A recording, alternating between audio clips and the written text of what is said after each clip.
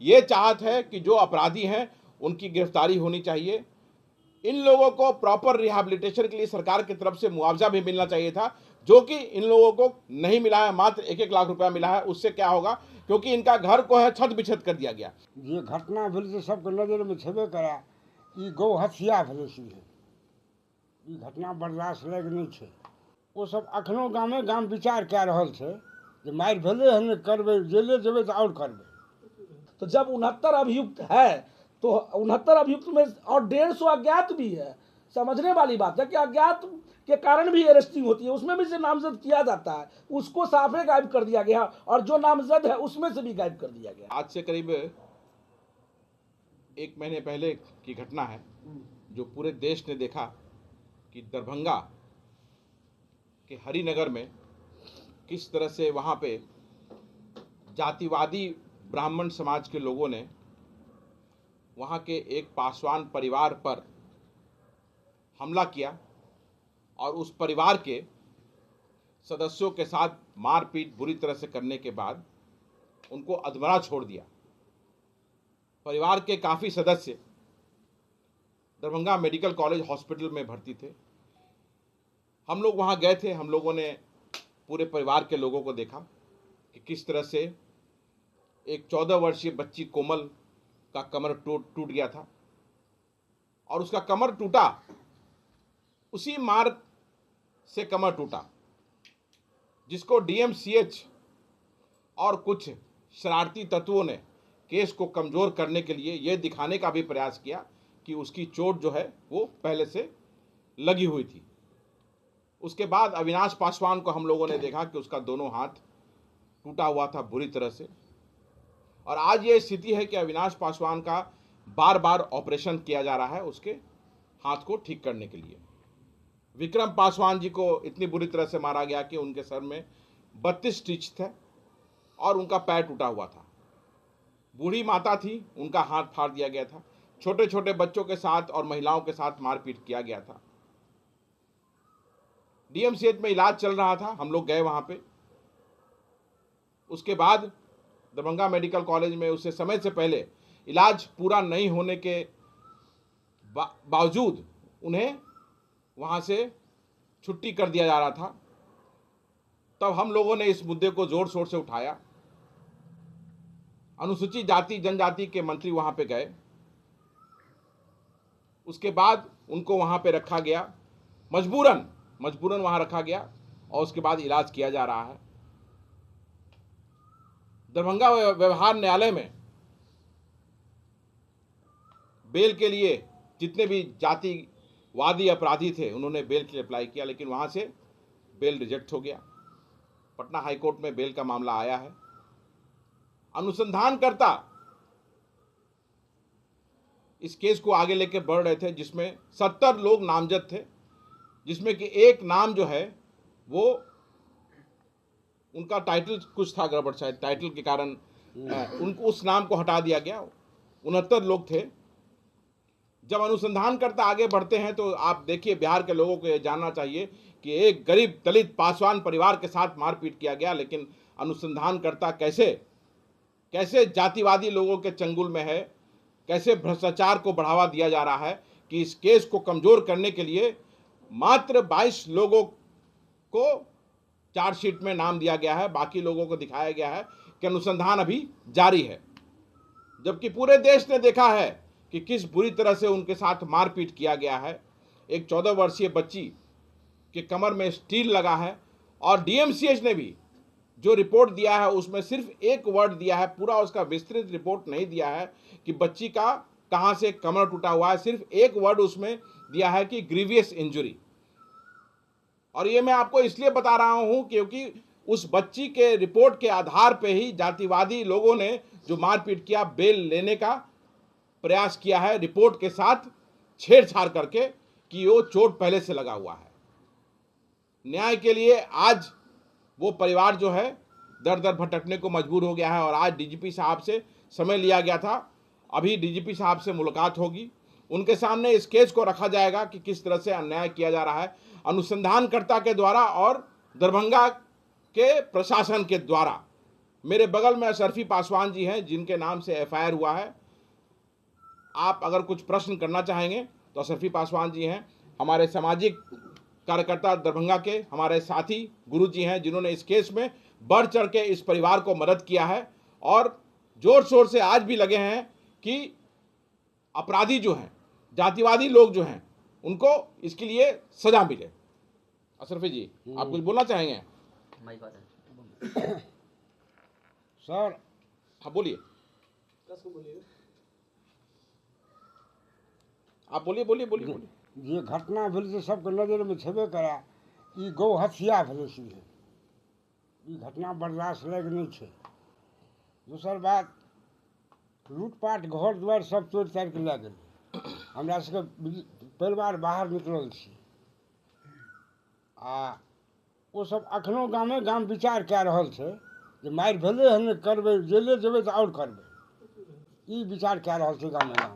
मतलब गांव में बोल रहा है लोग कि जेल अगर गए तो और करेंगे। हाँ, लूटपाट भी उस दिन से मारपीट हुआ या फिर सामान भी? ओहि दिन से शांत छै, लेकिन वो सब विचार रहल छै जे फोर्सा पिया रहल छै। आप लोग के साथ सिर्फ मारपीट ही हुआ था उस दिन या फिर घर का कुछ सामान भी?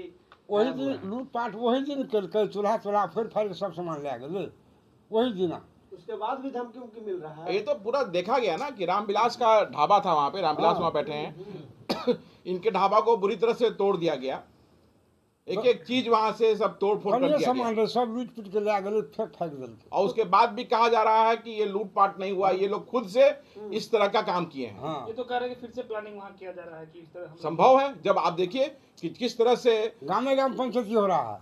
मैंने गांव गांव में ब्राह्मण सभा हाँ। करके ऊपर से बैठक भी कर रहे हैं वो लोग। सब गाँव में मतलब कि मैंने इतनी हिम्मत कि एक तरफ से मारे भी, दूसरी तरफ अपने समाज को धिक्कारते भी हैं कि देखो पासवान समाज का छोटा से बड़ा लीडर सब चले आए, उसमें एकता कितनी है, मंत्री सारे कई आ गए। ये सब बातें वो लोग ही बोल रहे हैं सोशल मीडिया के माध्यम से, मीडिया के माध्यम से, और जगह जगह पर जो है बैठक करते हैं और अपने समाज को धिक्कारते भी हैं। उसके साथ साथ हमारे आदरणीय प्रधानमंत्री को भी धिक्कारते हैं, गाली देते हैं, उनको भी कहते हैं, माने अभद्र भाषा का प्रयोग। हमारी महिला जो है क्या कहते हैं, आदरणीय द्रौपदी मुर्मू राष्ट्रपति महोदया है, उनके विषय में भी बोलते हैं। माने इस सब टाइप से जो है जगह जगह पर जाके वार्तालाप करते हैं और कहीं स्कूल में, कहीं लाइब्रेरी में, हर जगह बैठक कर करके। ये चीज तो सेकेंडरी है, ये केस का मामला नहीं है। मेरा एक चीज जानना है कि जैसे उस दिन आप भी घटना स्थल पे थे? हमें जी हाँ। हाँ बोलिए रहिए ना, हमरो मारि लागलै ना। हाँ, तो क्या हुआ था पूरा बताइए आप। वो पंचायती भेलै सरपंच लग में। नहीं, कितने लोग मारने के लिए आए अरे थे 30 total? तारीख ने, 31 कस के तारीख वाले बोलिए बात और बताइए। साफ बोलिए ताकि 31 तारीख को क्या हुआ सो बताइए। 31 तारीख के 400-500 लोग रहे। हाँ? 400-500 लोग ले ढूंढे उनके 400-500 लोग थे। ओहिमे 70 गो के जे नाम देल गेलै और तऽ भागि गेलै सब, जहीं से धियापुता सब रहे जुटल, लेकिन ओते गइ नहीं सकलिए हमे। लेकिन 70 गो जे रहे से वर्तमान में हमरा सबके जे मारपीट केलकै हन से सब झुकि गेलै सीधे। अब दूगो एगो हम की करती। समझ में आया कि 70 लोग को पहचाना इन्होंने, पहचानते हैं। 70 लोग को पहचाना, बाकी तो सब भाग गया। तो जिसका जितना लोग को पहचाने इन्होंने नामजद किया और उनको बचाने के लिए सिर्फ 22 आदमी का अनुसंधान में नाम दिया गया है। जो ये चार्जशीट है, ये लोगों को देखना चाहिए, ये चार्जशीट में मात्र 22 लोगों का नाम है। बाकी लोग जो हैं उनको बचाने के लिए अनुसंधान जारी है, ये कहा जा रहा है। अब और सुनिए सर, हाँ बोले दीजिए। वहाँ से रिलेटेड था और वहाँ पे कोई किराना दुकान चल रहा था, वहाँ का सीसीटीवी फुटेज के साथ भी छेड़छाड़ किया गया था। पूरा सुनने में आ रहा है। सीसीटीवी का जितना सीडीआर वगैरह था ना, वो सब भी ले गया। लेकिन एक इस बीच में बात आई है, चूंकि दो बातें वार्तालाप जब हुई, ब्राह्मण समाज के ही किसी युवक ने मैंने पासवान समाज के जो विक्रम है उनको फ़ोन करके बम्बई से या कहीं से बाहर से, होता है ना गांव घर में जो लगाव होता है, भाई हमरा अभी जानकारी मिलो है ना बात, जब पता चला है तो उस रिकॉर्डिंग, दोनों के बातचीत के दरमियान जो एक रिकॉर्डिंग वायरल हुई है, अभी वायरल अभी हुई नहीं है, मतलब हम लोग के है हमारे पास वो रिकॉर्डिंग, आ आपको गया दे देंगे। रिकॉर्डिंग। हाँ। तो उस रिकॉर्डिंग से प्रतीत होता है, वो बेचारे खुद बोल रहे हैं, ब्राह्मण समाज के लोग हैं, बोल रहे हैं कि जघन अपराध भेलो तोरा संगे आ सबके संगे भेले। हाँ, जे ई सब बात हमरा जानकारी है एना बात जे ओ अथी में सीसीटीवी कैमरा जे छै वहाँ के कस्तूरबा गांधी विद्यालय में वो सब डीएसपी को मिल गया है, पर वो डीएसपी इस सब चीज़ को दिखा नहीं रहा है। मतलब सीडीआर वगैरह है, और वह कह रहा है कि सीडीआर टूट गया फूट गया, या प्रशासन चाहेगा तो उसको कहीं से भी उपलब्ध करा सकता है। वहाँ का लूटपाट हो गया, दुकान का हो गया, लेकिन कस्तूरबा गांधी में तो विद्यालय में लगा हुआ था, वो सीसीटीवी कैमरा तो काम करेगा, और बहुत सारे चीज़ ऐसे हैं वो कर सकते हैं। पर इन चीज़ों को भी छिपाया जा रहा है, और कहीं ना कहीं दबाव में प्रशासन जो है इस प्रकार का काम कर रही है। मतलब लोकल प्रशासन इस केस में प्रशासन की मिली भगत है। मतलब ये कि अपराधी को बचाने का प्रयास। एकदम पूरा बचाने का प्रयास किया गया है। क्या जबकि चाहते हैं, मांग क्या आप लोग? हम लोग का मांग यही है कि ये गरीब व्यक्ति है, असहाय व्यक्ति है, बस इसको न्याय मिलना चाहिए। जो दोषी है, बार बार कह रहे हैं कि जो दोषी है उसकी गिरफ्तारी होनी चाहिए, वो जो फरार है उसकी कुर्की जब्ती होनी चाहिए। जो व्यक्ति स्वतः वहाँ कहा गया था प्रशासन के द्वारा, जो व्यक्ति का नाम नहीं है, तो इन्होंने कहा भी है खुद कि हम बुरसुर आदमी थे, हमको सरवन झा के जगह पवन झा का नाम याद रहता है। मतलब याद होता है ना गांव घर में नाम, तो उसका नाम ऑलरेडी एक आदमी का कट चुका है। 70 में से 69 आदमी अभियुक्त है। तो जब 69 अभियुक्त है तो 69 अभियुक्त में और 150 अज्ञात भी है। समझने वाली बात है कि अज्ञात के कारण भी अरेस्टिंग होती है, उसमें भी से नामजद किया जाता है, उसको साफे गायब कर दिया गया, और जो नामजद है उसमें से भी गायब कर दिया गया है।